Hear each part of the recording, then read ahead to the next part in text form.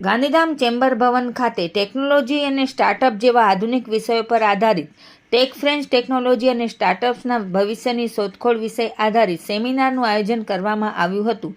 Gandhidham ચેમ્બરની women's wing દ્વારા આયોજિત આ સેમિનારમાં જીતો મહિલા વિંગ, ઇનરવ્હીલ ક્લબ ઓફ ગાંધીધામ અને મારવાડી યુવા મંચ જાગૃતિ શાખાનો સહયોગ રહ્યો હતો. કાર્યક્રમની શરૂઆતમાં કન્વીનર રાખી નાટાએ શાબ્દિક સ્વાગત તેમજ મુખ્ય વક્તા સીએ રોનક સિંઘવીનો પરિચય આપ્યો અને સમગ્ર કાર્યક્રમનું સંચાલન વિમેન્સ વિંગની કો-કન્વીનર મમતા આહુજાએ સંભાળ્યું હતું. મુખ્ય કીનોટ સ્પીકર તરીકે પધારેલા સીએ રોનક સિંઘવી, જેઓ છેલ્લા 12 વર્ષથી રાજસ્થાન સરકાર સાથે સ્ટાર્ટઅપ એડવાઇઝર તરીકે જોડાયેલા છે, તેમણે ટેકનોલોજી અને નવીન વ્યવસાય મોડેલો વિશે માર્ગદર્શન આપ્યું હતું.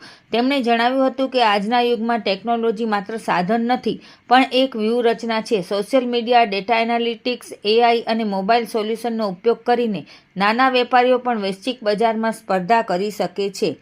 આ સેમિનારમાં ચેમ્બરના પૂર્વ પ્રમુખ તેજાભાઈ કાનગોડ, કારોબારી સભ્યો જગદીશ નાટા, અનિમેશ મોદી, કૈલાસ ગોર સાથે વુમેન્સ વિંગના જાગૃતિ ઠક્કર, અર્ચના જૈન, ભૈરવી જૈન, દીપ્તિ ધરમસિંહ, દેવી નાગડા, સુધા શાહ, અર્ચના અગ્રવાલ, આંચલ થીરિયા, અનિતા અગ્રવાલ, નિધિ પારેખ, નીતુ ચૌધરી, નિરાલી ચાવડા, ભાવના સ્વાતિ, કોમલ મહેશ્વરી, ભૂમિ હિરલ પરમાર, ટીના શર્મા, રેણુકા પ્રજાપતિ, પિંકી ઠક્કર સહિતના તમામ સહયોગી સંસ્થાઓ, વિદ્યાર્થીઓ, કાર્યક્રમ સહભાગીઓ તથા ખાસ કરીને યંગ ફાઉન્ડર્સ માટે આ પ્રકારના યોજાતા કાર્યક્રમોને વધુ મજબૂતી આપવા હાજર રહ્યા હતા, તેવું અખબારી યાદીના માધ્યમથી માનદ મંત્રી મહેશ તીર્થાણુએ જણાવ્યું છે.